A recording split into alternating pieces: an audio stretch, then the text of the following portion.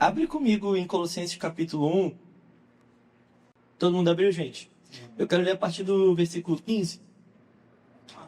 A palavra de Deus diz assim: Ele é a imagem do Deus invisível. Colossenses 1,15. O primogênito de toda a criação, pois nele foram criadas todas as coisas nos céus e na terra, as visíveis e as invisíveis, sejam tronos ou soberanias, poderes ou autoridades, todas as coisas foram criadas por ele e para ele. Ele é antes de todas as coisas e nele tudo subsiste. Ele é a cabeça do corpo que é a igreja, é o princípio e o primogênito dentre os mortos, para que em tudo tenha a supremacia. Pois foi do agrado de Deus que nele habitasse toda a plenitude, e por meio dele reconciliasse consigo todas as coisas, tanto as que estão na terra, quanto as que estão no céu, estabelecendo a paz pelo seu sangue derramado na cruz. Vamos orar mais uma vez? Senhor, obrigado pela sua palavra. Obrigado porque é a sua palavra que nos traz vida, a sua palavra que nos traz luz para o caminho, não o meu sermão, Senhor. Então, apesar do meu sermão, que a sua palavra seja pregada aqui nessa manhã e que os corações se abram para a sua palavra, Senhor. Nós não viemos aqui ouvir homens meramente, mas viemos ouvir o Senhor, que usa, sim, homens para a sua glória.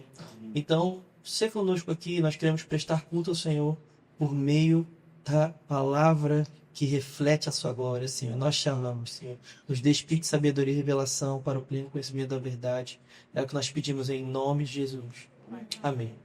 Amém, meus irmãos. Bem, esse trecho que eu acabei de ler é um trecho muito conhecido. E aqui o apóstolo Paulo, para a igreja de Colosso, ele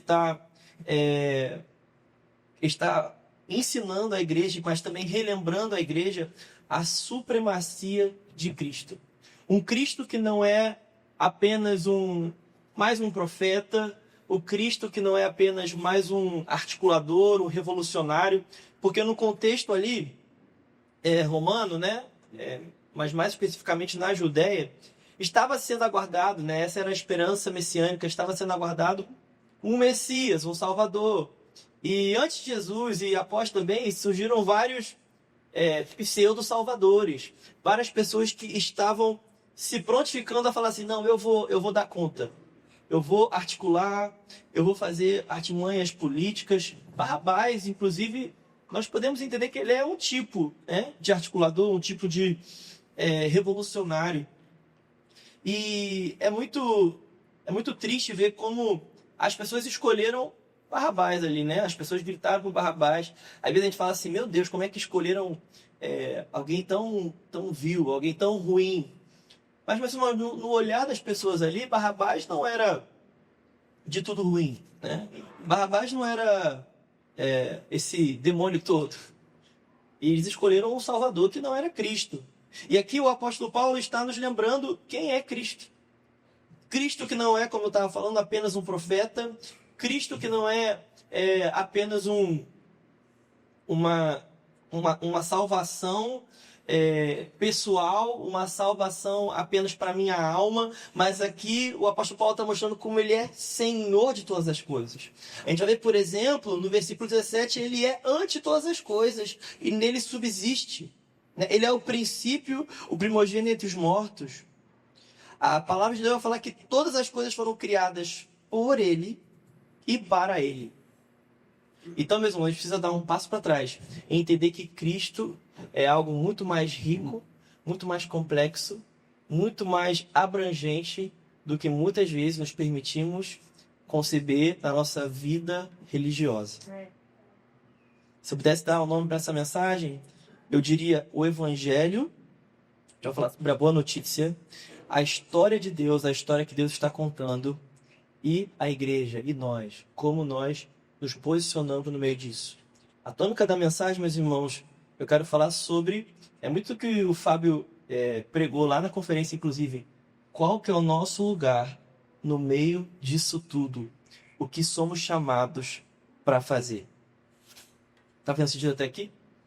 Então, para a gente entender esse Cristo que é antes de todas as coisas, que todas as coisas foram feitas por ele e para ele, Nós precisamos ir até a palavra, nós precisamos nos apegar à palavra. E eu quero começar falando sobre o Evangelho. Primeiro, nós precisamos entender, quando a gente fala do Evangelho, precisamos entender que o Evangelho não consiste meramente em um conjunto de ideias. Eu não sei o que você pensa quando eu te pergunto assim, o que é o Evangelho? Você fala, o Evangelho é boa nova, é boa notícia. Mas tá bom, que notícia é essa? Ah, que Jesus veio e tudo mais. Tá bom, mas não podemos entender, né, perante as Escrituras, que o Evangelho consiste meramente num conjunto, um compilado de ideias. Apesar de que sim, aqui há ideais muito elevados para nós. Mas ele é mais do que isso.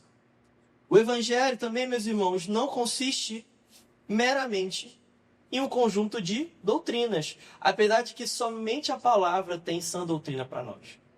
Qualquer doutrina humana, ela vira pó quando colocamos em comparação na mesma balança do que a palavra.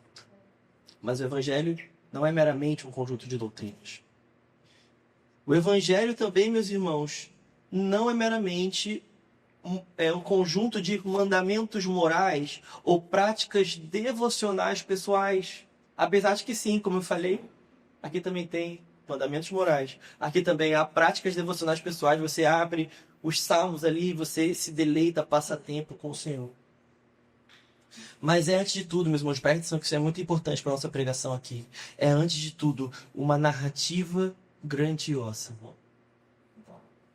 Essa é a tônica da minha mensagem hoje. Eu quero falar sobre o Evangelho com uma narrativa grandiosa, ou seja, uma história verdadeira, uma história que abrange muito mais do que a sua vida pessoal. Quando a gente vai olhar as Escrituras, a gente vai pegar aqui de Gênesis 1, a gente vai ver uma coisa chamada criação. Os pastores, os líderes falam que é o primeiro ato. Deus começa aqui o Evangelho.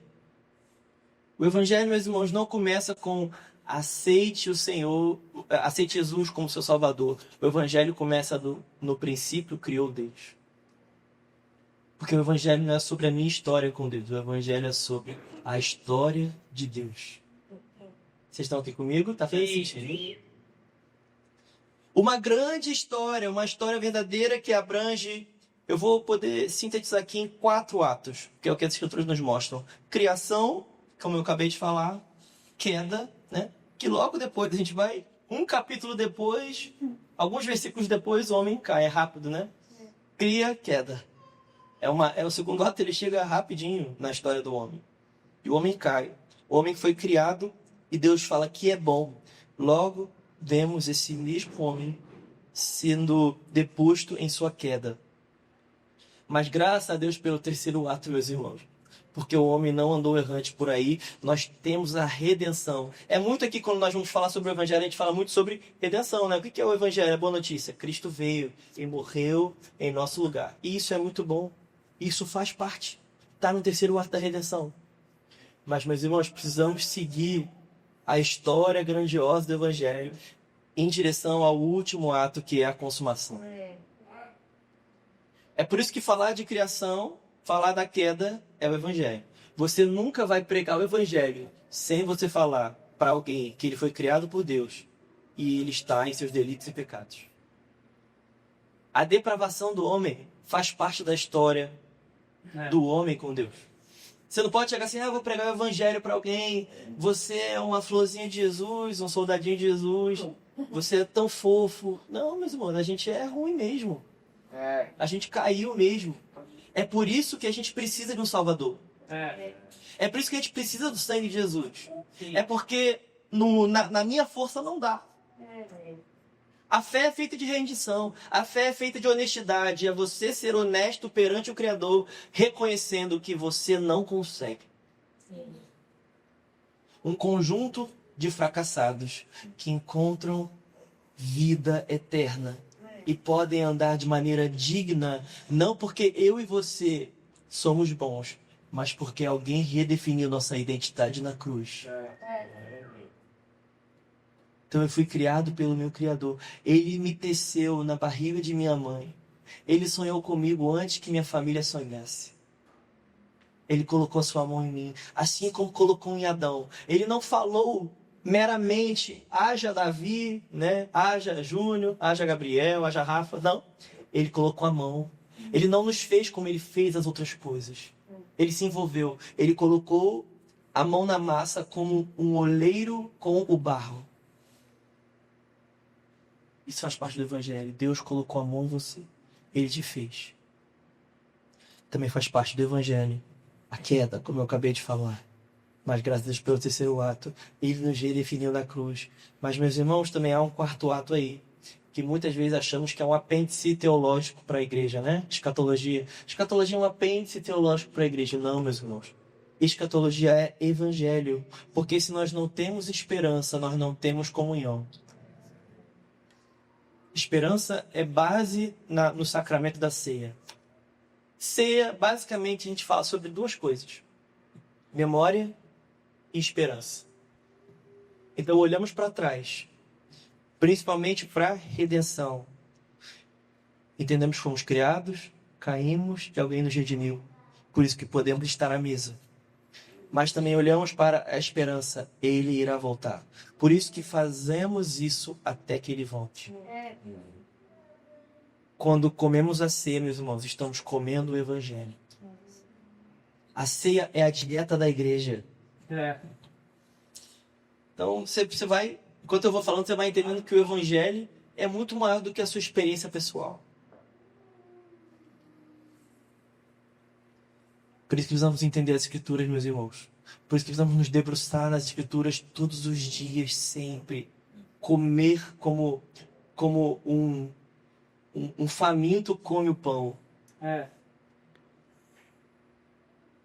E quando nos deleitamos na história das Escrituras, encontramos personagens aqui. Encontramos Abraão, encontramos Isaac, encontramos Jacó, Elias, Davi, Paulo, tantos grandes homens de Deus. Mas precisamos entender, meus irmãos, que a história das Escrituras não nos conta apenas a história dos personagens citados durante os livros canônicos, não.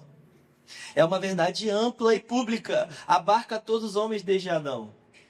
Em outras palavras, conta a sua história. A Bíblia não é um livro de fofoca onde você fala assim: nossa, olha, esse aqui mandou bem. Não, meus irmãos, a Bíblia fala sobre a minha e a sua história também. Amém. Não é sobre a gente entender como outras pessoas podem ver de Deus, mas como eu e você podemos nos achegar à história. Tá legal até aqui, gente? Sim. Precisamos entender também, isso aqui é uma introdução, que essa história não conta apenas a história do povo judeu. Apesar de que sim, o povo hebreu é muito importante, é uma figura central aqui, é muito importante na história das Escrituras. Nós, como Ticum, a gente ama isso, a gente defende isso, nós somos amigos do povo judeu, nós entendemos o papel profético disso tudo, não falamos do Israel moderno, falamos sobre o Israel bíblico, aquele que o Senhor vê. Mas apesar, meus irmãos, de ser algo importante em toda a trama, precisamos entender que a Bíblia não fala apenas da realidade do povo hebreu, mas de toda a realidade. A Bíblia fala de toda a realidade. A Bíblia não fala apenas da realidade do Oriente Médio. A Bíblia fala sobre o Brasil de alguma maneira. Tem um papel ali. A gente pode entender qual que é nosso papel como nação, qual que é o nosso papel como igreja gentílica aqui. Aqui tá até o carrão aqui. Então, o que a igreja reunida aqui no carrão pode se enfiar nessa história aqui por meio do sangue de Jesus e atuar nessa história? Nós não estamos à mercê, meus irmãos. Os dias que eu vim aqui, eu acho que eu preguei Efésios capítulo 2, quando o apóstolo Paulo fala sobre a barreira que foi quebrada pelo sangue de Jesus. E eu gosto muito como o apóstolo Paulo fala, porque ele fala assim: o evangelho chegou àqueles que estavam perto, mas também àqueles que estavam longe. Meus irmãos, a gente estava muito longe, eu e você. A gente estava, Paulo nem sabia que a gente existia. Não, é porque ele falou que até os confins da terra. Eu estava falando lá da Espanha, Portugal, região ibérica. Ele nem sabia muita gente, não. Mas Deus sabia. Deus sabia de nós. Deus sabia que 2000 anos depois haveria um povo reunido aqui, no carrão, exclamando pelo seu nome. Aqueles que estavam longe foram aproximados pelo sangue de Jesus e podemos nos achegar não como forasteiros, não como peregrinos, mas como membros da família de Deus. Como concidadãos dos santos. Então, meus irmãos, eu não me achego ao sangue de Jesus como um mero visitante, assim, nossa, Senhor, eu sei que eu não mereço muito, não, mas me dá um pouquinho, não. Eu me achego confiadamente ao trono da graça, com a certeza da salvação, como um filho amado. É como um filho que não pergunta para o pai se pode abrir a geladeira. Isso não é reverência, isso é confiança. E eu confio no meu Redentor e eu sei que Ele vive. Eu sei que Ele abriu um novo e vivo caminho. Eu sei que Ele não me encontrou apenas para que eu soubesse uma narrativa profética sobre um povo escolhido. Não. Há uma história para todos nós que abarca. Eu comecei falando que não é sobre você, mas também você não está fora. Muitos, ao querer entender a importância de uma história pessoal, narram uma história egocêntrica. A gente precisa entender que isso é o oposto. Você entender que você faz parte não quer dizer que a história é sobre você, mas você faz parte. A Bíblia também, meus irmãos, não nos conta apenas a história dos redimidos. A Bíblia conta a história de todos os pertencentes ao enredo da criação. Isso aqui fala a história de todos os povos, todas as tribos, todas as línguas, todas as nações. Redimidos, não redimidos. Quem vai passar a vida eterna conhecendo o Senhor, como diz João 17:3. E quem vai para o inferno. Então a pergunta não é se você faz parte dessa história ou não, mas é qual personagem temos sido. O que temos atuado nesse grande drama.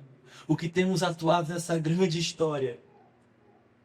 Eu gosto muito de entender a história do Evangelho como um grande teodrama. Deus é um grande dramaturgo.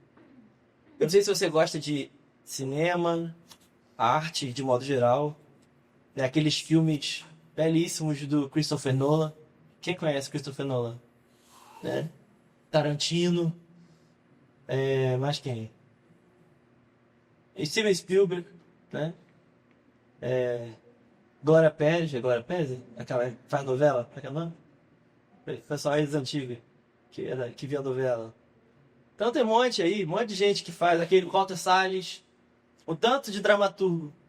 Mas, meus irmãos, Deus é maior do que todos eles. Deus não é um dramaturgo que está refém da sua história, como quem diz assim, e agora, qual que é o episódio da semana que vem? E agora, o que eu vou fazer com o Brasil? Nossa, agora, o que eu vou fazer com o Rio de Janeiro depois dessa loucura toda? O que eu vou fazer com a Igreja One? O que eu vou fazer com o movimento de Basileia? Meu Deus, agora eu não sei o que eu vou fazer. Não, mas nós estamos na mão de um grande dramaturgo. Nós estamos na mão de um grande regente. Nós estamos na mão de um Deus que é tão majestoso, tão soberano, tão bom, que nada sai desapercebido da sua presença. Eu não estou falando de determinismo, mas estou falando de um Deus soberano que tem o mundo em suas mãos. Mas muitas vezes reduzimos Deus na nossa imaginação e achamos que Ele está à mercê da nossa história. Aí você faz uma burrada na sua vida, você fala assim, e agora Deus está perdido para resolver isso aqui. Acho que dessa porrada aqui Deus não me tira não, porque acho que agora eu fui demais. Acho que agora eu perdi a mão, larguei a mão, perdi a mão, fui. Já era agora, não, Lucifer. A bondade de Deus, ela sempre vai além da nossa maldade. O amor, ele sempre vai além do nosso pecado. É o que diz a palavra, onde abundou o pecado, superabundou a graça. Amém. Nós estávamos errantes na nossa história, mas Deus, como um grande dramaturgo, nos apresentou a sua. E falou assim, meu filho, para de tentar escrever essa história. Entende que eu já escrevi todas as coisas. Amém. Amém. A gente fala que os nossos dias estão contados no livro. É o que diz a palavra. Todos os nossos dias estão escritos no livro de Deus. Mas não é apenas a minha vida e a sua vida, mas é a vida de cada detalhe, cada realidade. A palavra de Deus vai dizer que não cai nem uma folhinha daquela ali, ó, daquela árvore que tá ali, não cai uma folha sem Deus dizer assim, pode cair. Não cai nem um fio de cabelo da sua cabeça, né, Júnior? Ele deixou bastante. Que Deus não fala assim, pode cair. Deus está bem permissivo com alguns, né? Vamos Os nossos... vou chegar lá. Me dá mais uns 20 aninhos aí. Mas os nossos fios de cabelo, meus irmãos, estão contados. Tem noção? Tem noção que Deus sabe quantos fios de cabelo há nessa sala? Quantos fios de cabelo há em toda a região de São Paulo? Deve ser cabelo pra caramba, hein, gente? Mas Deus sabe. Porque todo fio de cabelo, de alguma maneira, Deus falou assim, pode crescer. Vocês estão comigo, gente? Sim. Tem uma frase de Van Hooser que diz assim, ó, abre aspas. Muito frequentemente, ao estudarmos a Bíblia, procuramos descobrir como sua história se encaixa em nosso mundo. Quando, de fato, deveríamos fazer o oposto. Deveríamos tentar ler o nosso mundo à luz da história da Bíblia. Gente, eu amo essa frase. O que Van Hooser está querendo dizer aqui? Muito que a gente está pregando aqui, a gente está refletindo juntos. Muitas vezes vamos para a igreja e pegamos porções das Escrituras e tentamos encaixar na nossa história. Tentamos pegar a Escritura e falar assim, eu vou pegar e vou ter uma semana abençoadíssima. Eu vou encaixar nessa história aqui, eu vou tentar cristianizar a minha história para que eu tenha uma semana abençoada. Isso pode ser até de bom coração. Você pode tentar fazer isso com uma boa intenção. Você quer ser mais crente? Quem quer ser mais crente essa semana? Quero ser mais crente. Então eu quero refletir na palavra de Deus e eu quero trazer essa palavra para o meu contexto. Eu quero aplicar a palavra na semana. Porque se eu só ouço no domingo e não vivo a palavra durante a semana, eu sou um hipócrita. Nós não queremos ser apenas ouvintes da palavra, nós queremos ser praticantes da palavra. É isso que a Bíblia diz. Uma teologia que não é prática, ela não é a teologia bíblica. A Bíblia nos chama para encarnar a mensagem. A Bíblia fala de uma fé encarnada, não uma fé cognitivista, onde você apenas entende. Não, você precisa encarnar, precisa descer para o coração. Enquanto seu coração não for salvo, você não é. Deus não quer salvar suas ideias. Também quer. Mas Deus quer salvar o seu coração. Porque o seu coração é uma fábrica de ídolos, como diz Calvino. O seu coração é enganoso. O seu coração quer ser emaranhado, político-religioso, que fica tentando encontrar alguma coisa para se apegar. Seja um amor, né, passageiro, seja um namorado, seja uma carreira, seja dinheiro, seja negócios, seja poder, seja um ministério. Toda hora o seu coração fala assim, me dá isso aqui, deixa eu me apegar. Deixa eu fazer isso de ídolo.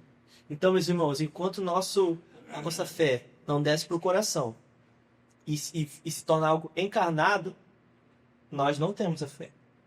Muitas vezes entendemos isso, né? Pegamos a Bíblia e tentamos encaixar na nossa semana para que a nossa semana seja abençoada, para que a nossa semana seja mais de Deus. Isso tem um bom coração nisso, mas como o Van Hooser vai dizer aqui, Kevin Van Hooser, o caminho deve ser o oposto, meus irmãos. Porque não sou eu que pego a Bíblia para tentar incrementar a minha história. Não sou eu que encontro a Bíblia para que eu tenha uma história um pouco mais crente. Não, é a Bíblia que me tem.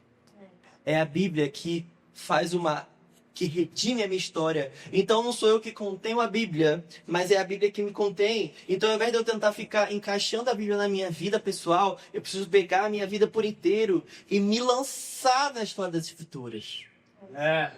E fechar. Deixa que a palavra te tenha. Então não é mais sobre os seus sonhos. É sobre os sonhos de Deus. Não é mais sobre os seus planos. É sobre o plano de Deus. Não é mais sobre o que você quer fazer, mas o que Deus quer fazer através de você. Nós não precisamos de várias histórias. Precisamos de uma história. Uma história apenas vale. Que todas as histórias caiam e virem pó. Para que a história verdadeira da humanidade resplandeça no coração de todos os homens. O Haroldo fala uma coisa que eu acho muito legal. Ele pregou, inclusive, lá domingo passado, lá na igreja. Ele fala assim, eu desisti de sonhar. Ele falou. É bem inspirador, né? Foi assim, foi uma coisa bem inspiracional, assim, ele saiu todo feliz, assim. Eu desisti de sonhar. Porque eu sonho e Deus vai lá, entendeu? Entendeu? Eu sonho e Deus vai lá e muda tudo. Então agora eu só quero o sonho dele, entendeu? Entendeu? Todo mundo, garoto, tá lindo aí, Entendeu? Mas é verdade, gente. Não tô falando que você não pode sonhar. Eu quero que você sonhe muito. Deus não nos fez para andar cabisbaixos por aí, no evangelho da sofrência, coitadinho de mim. Não. Não. Nisso, alguma coisa a gente acha graça comum, né, na pregação coach. A gente acha uma gracinha, é coisa pouca, mas a gente encontra algumas coisas boas ali. E é verdade, gente. Deus não nos fez pra gente ficar no vitimismo ali, no coitadismo, coitado de mim. Não. Deus nos fez para andarmos redimidos, seguros no Senhor, felizes, alegres, contentes. O contentamento não é sobre ter muito ou pouco, mas é sobre ser seguro no que Deus te deu. Deus não nos fez para andar cabisbaixos por aí. Mas, ao mesmo tempo, meus irmãos, a pergunta é, o que Deus tem para mim na sua grande história? Isso deveria, gente, ser altamente inspirador para a gente. Porque a gente a gente faz startups, a gente tenta empreender, a gente quer ter um negócio. E Deus nos apresenta o maior negócio de todas as histórias. E fala assim, ei, eu estou te chamando para ser um cooperador.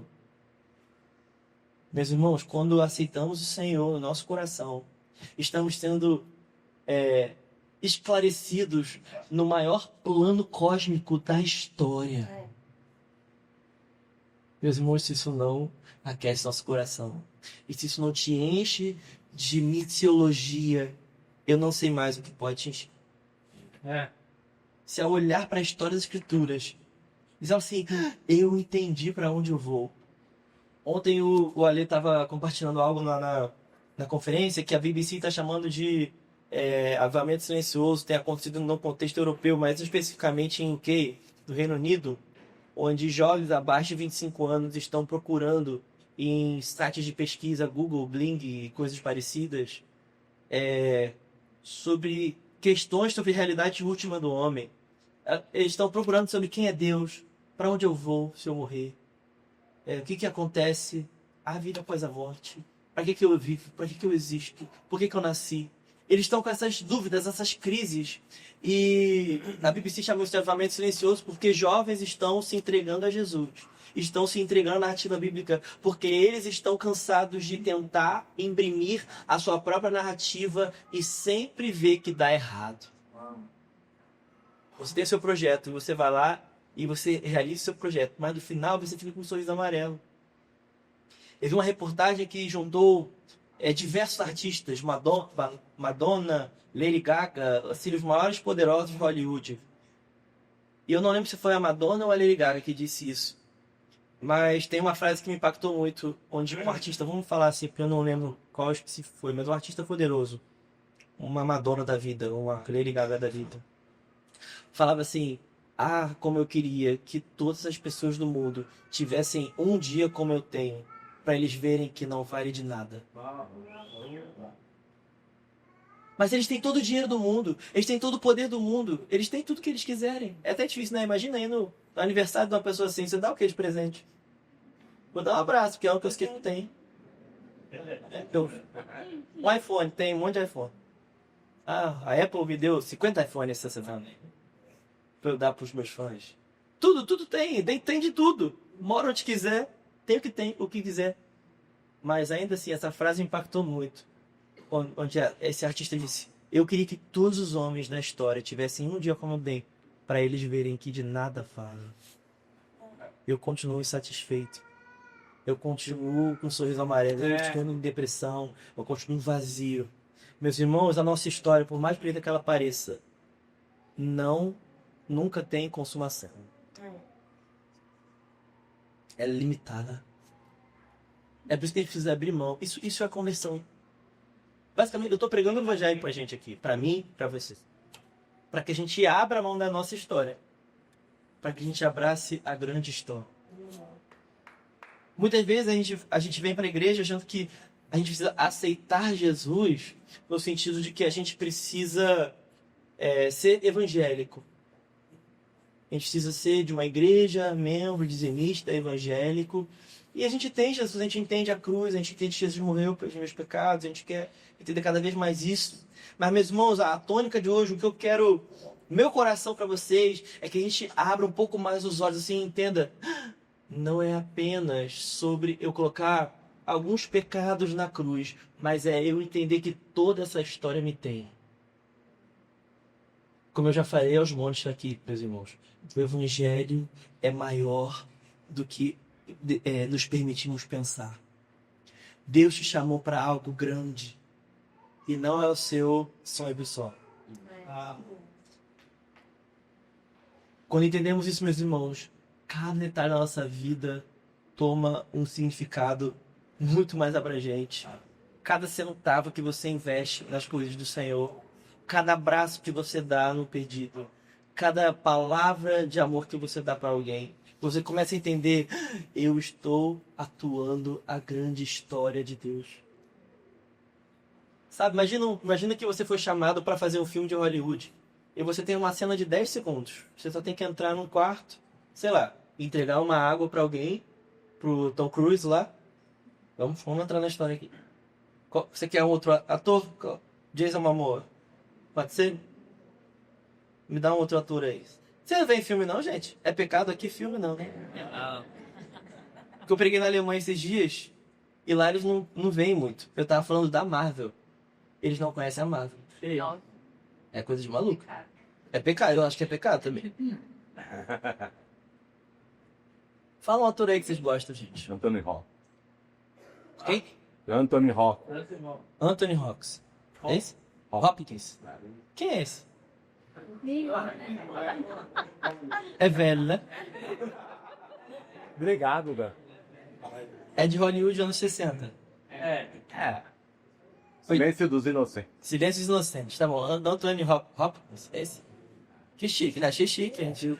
Achei que ia me dar um ator mais assim... É culto, né? Culto.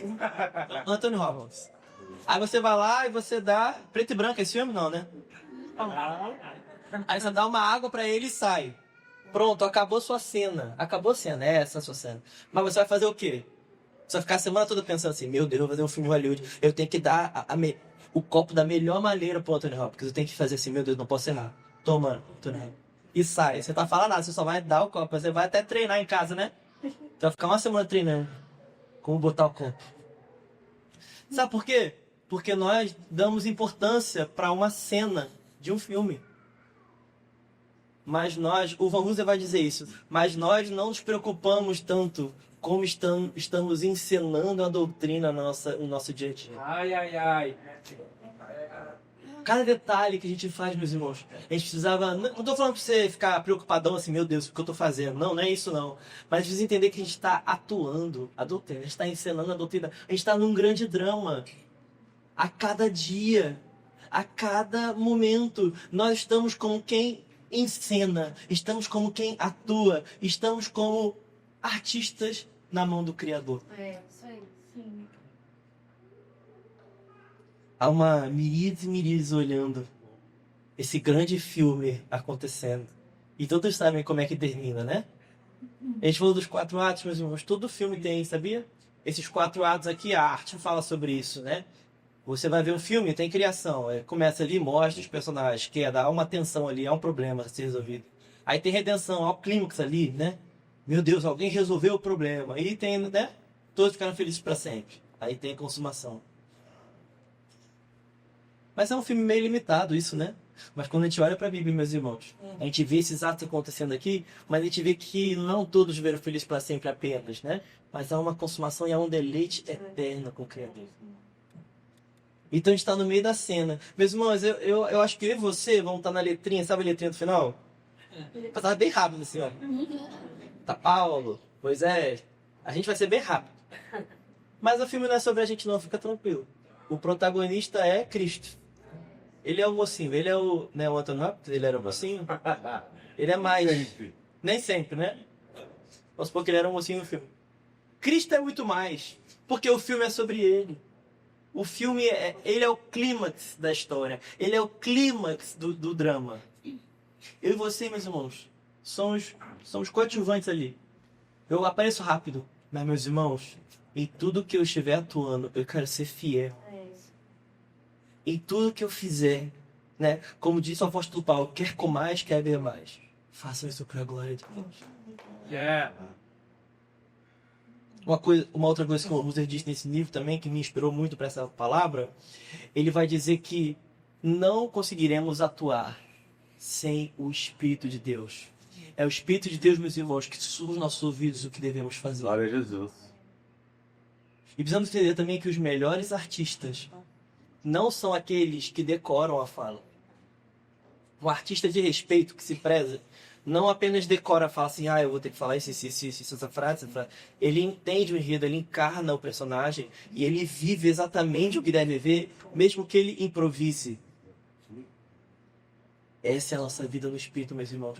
Deus não nos chama para decorar a fala, mas nos chama para encarnar o enredo. Deus quer pegar a história das Escrituras e imprimir no seu coração de uma maneira que você não fica tentando decorar o enredo, mas você apenas vive encarnado dia a dia a doutrina. Coisa mais chata que tem é crente que fica decorando enredo, né? Tem que chegar pastor, Pai do Senhor, glória a Deus, aleluia. Pai do Senhor de novo. Glória a Deus de novo. Eu me perdi na fala, aleluia. Te amo sua vida em Cristo. Quem já viu essa frase? Amo sua vida em Cristo. Então eu te amo, mas é a sua vida. E eu só amo a sua vida em Cristo. Vocês não estão felizes hoje, né, gente? Só diz eu te amo. Não é contra essa chamada. Você pode falar, se você fala que ama a sua vida em Cristo, tá tudo bem, a paz do Senhor, tá tudo bem, glória a Deus, tá tudo bem, graça e paz, as coisas tá tudo bem. O que eu tô querendo dizer é que a gente fica tentando ser evangélico. A gente fica tentando ser, sabe, ter jargões evangélicos, mas nosso coração ainda tá peludo, nosso coração ainda não tá salvo. Deus não nos chama para ter uma capa de evangélico. Deus quer nos salvar dentro do íntimo do nosso coração. Aleluia, Jesus. Para que a gente não fique fazendo força para ser crente. Gente, Pedro fazia muita coisa errada, né? Mas ele fazia coisa certa também. Pedro, eu gosto muito de Pedro, porque Pedro, ele é corajoso. Pedro é o cara que quando Jesus fala da cruz, fala assim, não, Jesus, calma aí, você acha que você está viajando. É muita loucura. Mas no meio disso, ele negou Jesus e tudo mais. Mas no meio da história tão triste de negar Jesus, a Bíblia vai falar que ele foi meio que de longe. Aí de vez em quando aparecia alguém e falava assim, tu não és amigo dele, não? Aí Pedro, não, sou amigo dele não, que é isso? Tô só aqui, de boa. Suave, né? Suave? Entendeu? Suave. Era suave. É que eu tô com os adolescentes aqui. Desde É barra. É barra? É barra? Fala. É barra. Eu tô aprendendo as gírias paulistas do Gen Z. Eu tô no final de semana todo aprendendo. Até amanhã eu aprendo tudo. E Pedro tava lá, bem de longe, aí chegou uma segunda vez, alguém falou assim, cara, eu acho que você é amigo dele sim, cara. Acho que você tá andando com ele assim, ele é Pedro. Não, sou não. Até que na terceira vez, né, chegaram pra ele assim, não, calma aí. Você fala igual ele, você anda igual ele, você tá igual ele, você é igual ele. Eu olho pra você, eu vejo ele. Não, aí, né, Pedro faz aquele escarcel todo lá. Mas sabe uma coisa que me chama a atenção nessa história, meus irmãos? Que Pedro está tentando não ser seguidor de Jesus, mas todo mundo olha para ele e fala assim, não, sério. E sabe, a gente faz o contrário. A gente fica assim, não, eu sou seguidor de Jesus. As pessoas, tu é seguidor de Jesus? Tu é crente. Sou evangélico dizimista. Cara, não sei não, que não parece não. Não parece crente não. Tu faz coisa que não sei. É duvidoso. Então a gente precisa ser igual Pedro nesse sentido, não de negar, mas mesmo que de longe as pessoas olham assim, cara... Ele não estava na intenção de ser crente. Ele estava na intenção de ser um discípulo. Ele só queria... Ele estava curioso ali. Uma das pessoas olhava para ele e falava assim... Acho que tu é discípulo. Vocês estão entendendo? Sim. Por quê? Porque ele andou tanto com Jesus, gente, que mesmo ele tentando não ser, ele era. Ele era um discípulo amado. Jesus ressurreto vira para ele e fala, cuide das minhas ovelhas. Aquele que negou Jesus, Jesus fala assim, cuida da minha igreja. Por quê? Porque mesmo no pior dia de Pedro, algo dentro do coração dele clamava pelo Criador. E ele se arrependeu disso. É a diferença de Pedro para Judas. Mesmo Pedro errando feio, ele encontrou redenção. Porque algo dentro do coração dele clamava. Eu gosto muito de Atos capítulo 4 também. Quando Pedro e João, eles estão ali no Sinédrio, né? E os saduceus, os capitães do templo, eles estão como quem tenta parar o evangelho. E não tem como, né? Não tem como parar o evangelho. O evangelho é como um fermento que só cresce. E os saduceus, eles falam assim, ó, vocês vão parar de falar, se ele não quer que vocês fiquem pregando sobre esse Jesus aí, que morreu, ressuscitou, que ressuscitou por vocês. Não para de falar disso. Aí Pedro e João, cheios da autoridade, viram para eles e falam assim, digam vocês mesmo, Atos 4:19, eu vou temer a vocês, eu vou seguir a vocês, ou eu vou seguir a Deus? Digam vocês, a quem eu devo temor? E aí emenda em Atos 4:20, que eles falam assim, nós não podemos negar o que temos visto e ouvido.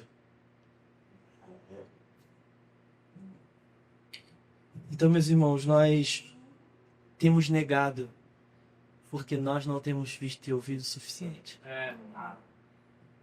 Eu vou ler uma outra frase aqui do James Smith. Ele diz assim, ó, o culto cristão não apenas ensina a pensar, ensina a amar e faz isso convidando-nos para dentro do relato bíblico. Olha aí, que a gente está falando até agora. E implantando essa história em nossos ossos. Meus irmãos, Deus não quer apenas que você entenda que você não faz parte disso aqui, mas quer pegar esse enredo aqui e imprimir até nos seus ossos. Imprimir em cada detalhe da sua existência, em cada detalhe do seu trabalho, em cada detalhe da criação dos filhos, em cada detalhe da criação dos netos, em cada detalhe da faculdade, do ensino médio, para os meninos que estão no ensino médio, dos amigos, cada detalhe. Você está vendo o jogo do Flamengo, do Palmeiras aqui, né? Do Corinthians, né? Corinthians. Está vendo o jogo do Corinthians e você está glorificando a Deus. Porque ele não é um pause na fé, não. Você pode se divertir, mas traga o relato bíblico contigo. Tá vendo sentido isso aqui, meus irmãos? Sim. Há uma frase que eu gosto muito de Abraham Kuyper, que ele diz assim, ó, não há nenhum centímetro quadrado da realidade que Cristo não possa dizer, é meu. Todo detalhe da realidade que Cristo olha e fala, é meu. Então a gente fica dando para Satanás as coisas. Não, esse ritmo aí é de Satanás. Essa música é de Satanás. Parece que a gente dá tudo para Satanás. O que a gente dá para Deus? Um culto domingo de manhã. O resto é tudo de Satanás. Misericórdia, meus irmãos. Satanás não tem essa moral aí toda, não. Vocês estão comigo? Sim. Deus é o Criador de todas as coisas.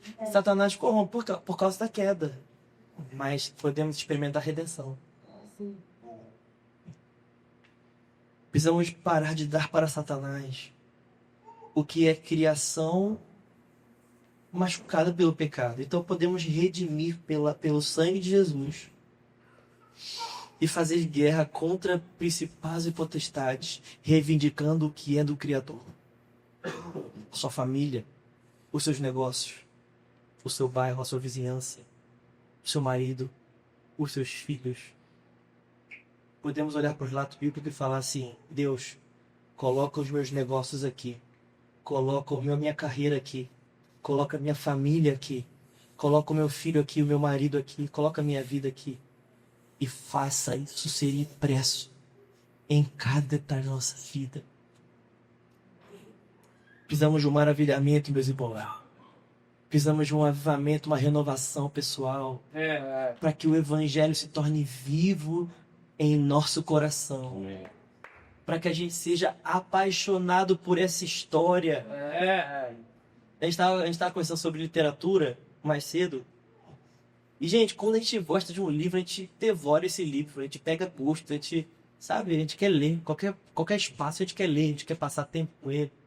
Ah, meus irmãos, quando a gente se apaixonar pela palavra. Tem dia eu sei que é na disciplina. Tem dia que você sente, hoje é na raiva, é no suor, é na raça. Tem dia que é. Mas, meus irmãos, todo dia mudar. Precisa se apaixonar. A gente precisa se apaixonar pela história da igreja, história da humanidade. Para que a gente olhe para isso aqui mais do que um livro de fé, mas um livro de vida. Onde Deus quer imprimir cada detalhe desse livro em nossa vida, meus irmãos. Faz sentido isso para você? Sim. Esse livro não conta apenas a história de domingo. Esse livro conta a história de segunda, terça, quarta, quinta, sexta, sábado. De manhã, de tarde, de noite. E para resumir, meus irmãos, o chamado para a oração é simples.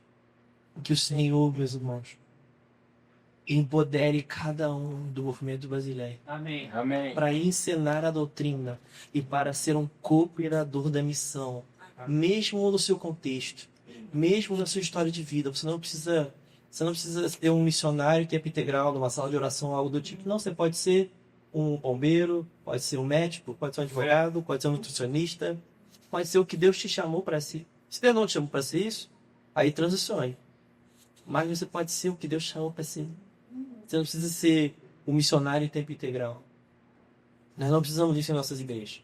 Nós não precisamos que as pessoas saiam do trabalho para cooperarem com a missão e de ter um movimento missionário em São Paulo. Não. Nós precisamos de pessoas engajadas com a história de Deus. Que se arrependem das suas histórias pessoais, dos seus sonhos pessoais. E a igreja para de ser uma espécie de tiroteio, sabe? Onde cada um quer uma coisa. Tem muita bagunça, cada um quer uma coisa, cada um quer ir para um lado, um quer ser do louvor, outro quer ser da mídia, outro quer ser não sei o quê, outro quer ser rico, outro quer ser não sei o quê. Não, meus irmãos, nós queremos uma coisa só, cooperar com a história do Evangelho. Cada um faz uma coisa, harmonicamente. Deus vai nos encaixando, como a epístola de Pedro vai falar, com pedras vivas. Deus vai nos moldando, como Antioquia foi moldado. Deus vai nos encaixando, cada um na sua particularidade, cada um na sua parte do corpo, mas querendo a mesma coisa. O que o corpo quer? Andar, avançar, prosseguir. Esse deve ser a meta de uma igreja, meus irmãos. Imagina se uma parte do corpo só quer contato com a cabeça. Eu não sou médico, não. Se tem algum médico que pode me corrigir depois. Mas a chance disso ser um tumor é muito grande. Uma parte do corpo que não se relaciona com o corpo, mas só com a cabeça, o cérebro, né? A chance de ser um tumor é alta. Eu não quero ser um tumor no corpo de Jesus. Eu quero saber, só quero orar, não quero saber dos meus irmãos, não. Quero o evangelho para mim e cada um por si. Não. Eu não quero ser esse tumor no corpo, não. Eu quero estar em contato com a dinâmica corporal da igreja. Eu quero a dinâmica que pulsa, o sangue de Jesus que vai passando, né? Como o coração vai bombeando, o sangue por todo o corpo, o sangue vai passando por todo o corpo, e nós estamos, cada um na sua particularidade, cooperando para o mesmo propósito. O Cristo se glorificar até que Ele venha. Teremos comunhão. Até que Ele venha, andaremos juntos. Até que Ele venha, meus irmãos, abriremos mão da nossa história pessoal para cooperar com a história que Ele verda plenamente. Também, Deus. Amém, meus irmãos? Fica de pé comigo, eu quero orar por isso, para que Deus nos empodere como brasileiro.